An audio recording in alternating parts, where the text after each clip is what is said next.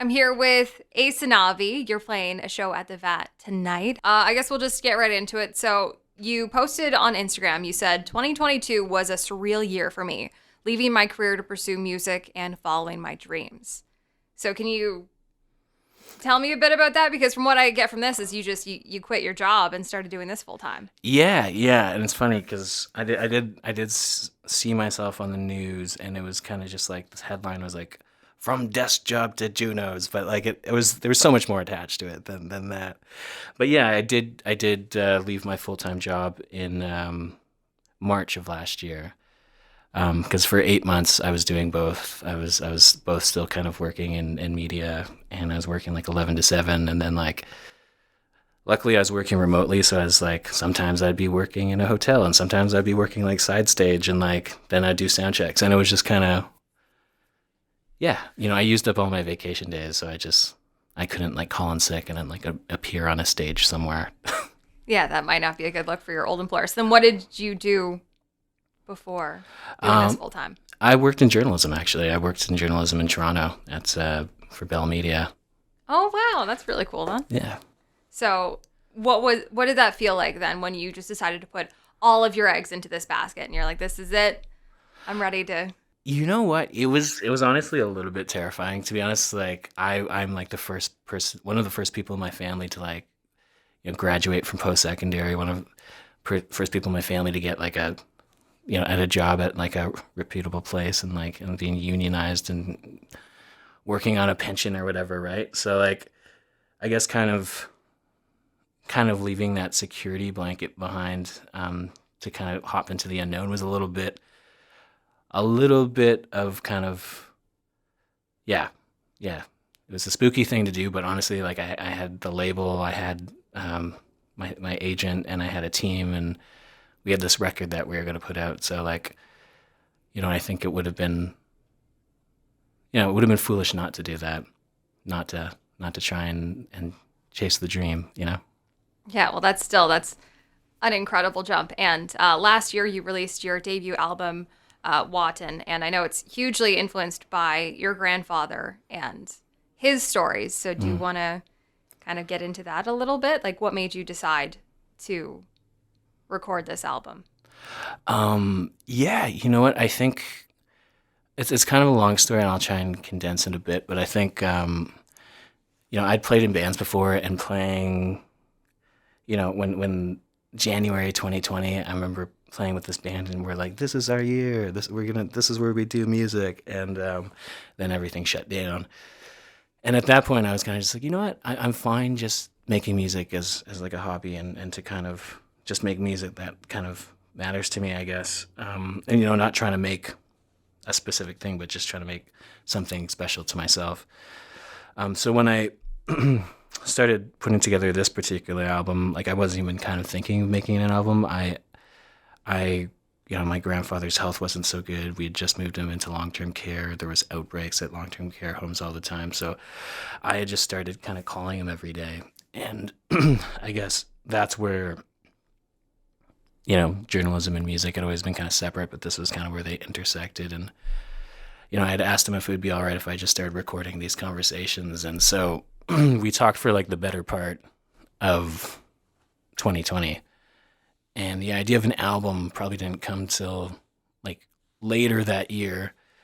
I was just listening back to some of these recordings and, noodling on guitar. And, there were certain parts of these conversations that really struck me. And, I think there's a sense of urgency too to kind of document this in some way. So that's why the recording started. But then when like, this like light bulb eureka moment where I was just like, oh, this is what I can do. This is how I can like immortalize, my family's story a little bit and kind of make like a, something. Because so much indigenous like culture and root stuff is very oral. And, when an elder passes away, like there's another 1,000 things that are forgotten forever, and I think for a lot of different cultures, a lot of people don't really have to worry about it in the sense that there's so many museums and libraries and things kind of dedicated to these things where you never have to worry about your identity disappearing, I guess. So I guess that's the crux of the album. Well, I like how you've taken your grandfather's story and you've created this really beautiful album out of everything. And speaking of that, then you've been nominated for Contemporary Indigenous Artist of the Year at the Junos, which is super exciting. So, what was your reaction then when you found that out? Oh man, like like I knew we were going to be nominated for something, and so because we were asked to do the broadcast in advance, and they only let people who were nominated play that. Um, so we did apply for 4 things. So like it's something you actually have to apply for. Did you know? For anyone listening, any musicians wondering how you get in there, that's how. You gotta apply for it. And so when we got there, yeah, it was like, it was super. It was quite a trip to kind of see my name alongside, Digging Roots and Susan Aglugark and Julian Taylor. These people who have, been nominated so many times and who have kind of been in this lane for so many times, and I'm just kind of the new guy in the room, and so it was kind of surreal. I didn't really kind of get to like take it in, to be honest. Like, so we did the red carpet thing, and that was a whirlwind. But in the back of my mind, I was like, I have to go on tour tomorrow, and I have to like move my whole apartment right after this. Like I'd like moved all my stuff into boxes, packed all my stuff the night before. So like, yeah, I don't think it's hit me yet. I think in April, when I have some downtime and like have some time to reflect on it and kind of what it means. And I mean, the Junos will already have happened at that point, but I think still, like, even after they happen, like taking like a week to kind of think and reflect on basically like the last 16 months is something I hope to do in April. Well, it seems like a bit of a whirlwind, right? You leave your job and now all of a sudden you're nominated for a Juno. Like, it just seems like such a fun and exciting process up until this point, right? It's incredible. When I quit my job, I thought I'd be like, oh man, then I'm gonna have so much more time to make music, but I'm actually spending so much more time doing emails and like Emails? and logistical stuff, which is kind of interesting. But it's all part of it, and it's kind of really good to kind of understand all the aspects of what it means to kind of do music as a profession. Wait, I think I went on a tangent there. Did I answer the question, or did I? You answered the question. So you're on tour now. You're playing the VAT tonight. So I have to ask, what's your favorite part about being on tour now as a full time? Man, there's so many parts of it, like being able to meet the other acts you get to play with, being able to meet the people. Yeah, it's I'm still kind of getting used to like going to the table and like signing stuff, and like that's always been kind of yeah, it's there's so many different people who come up, and some are just like, man, I really like the sound of your voice, and then some people will be like, wow, I like this album and what it means to me and my family, and yeah, so like that's always such a special moment to hear like what the music means to people. Because yeah, when I released the album, or when I was working on the album, I didn't think I would quit my job to do music full time. I thought the same 20 people who had been coming to my shows would hear it, and that would be it. So I think one of the best reviews I've gotten so far was like when things started changing and it started seeming like it was going to be bigger, and now it's Juno nominated and stuff. Was like, I was so worried that I would kind of re-traumatize residential school survivors, because when I was making this, I didn't think it would be heard on such a scale. So that was kind of my biggest worry, was that like, a survivor would hear it and it would affect them negatively. But we actually had like 2 elders, 2 residential school survivors reach out and kind of be like, wow, like I found the album so healing, but like one thing I really loved is that it's like, our stories are finally being told by our people, and like that's so special. So yeah, I think that was awesome, and that was kind of a really special part of hearing people from different regions hearing the music. And yeah, I mean, just being able to go to new places, see new landscapes has been incredible. Like, I'd never been to Kansas before. I'd never been to I'd been to LA once before, but I don't know. I did the holiday train this year. Like I'd never seen that many places before. Like we had like 64 shows in 15 days, and like Holy. and it was like the train. We were living on a train. Like me and Tennille Towns, I guess.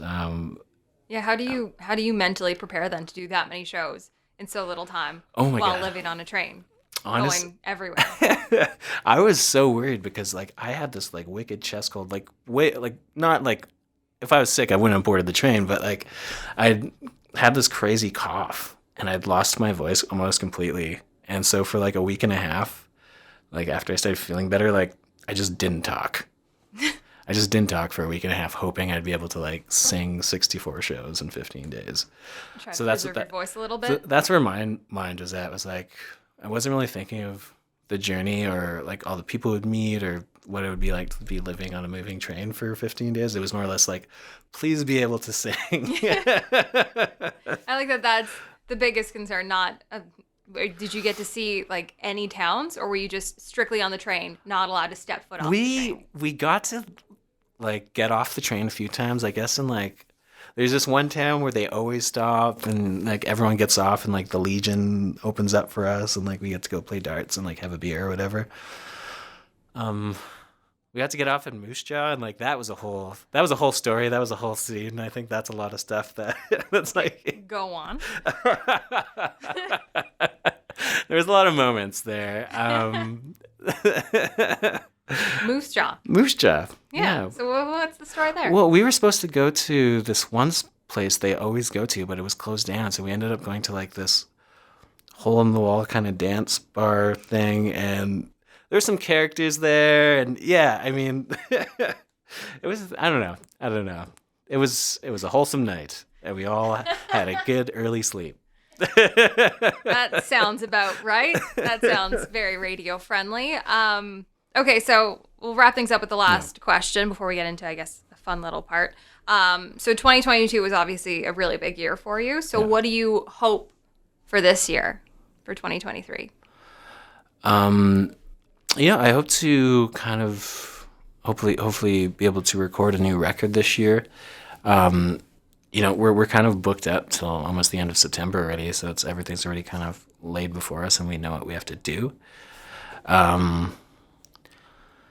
But yeah, we get to go to Europe a few times, and I'm really kind of excited about that, and to kind of, see those places and meet those people, and yeah, at the end of the day, we're making music that people are going to listen to, so it's nice to get to go to these places and meet them. Yeah, biggest thing, yeah, just be able to make some more music for more people to listen to. It's a pretty good life. Make some music and travel the world. Yeah.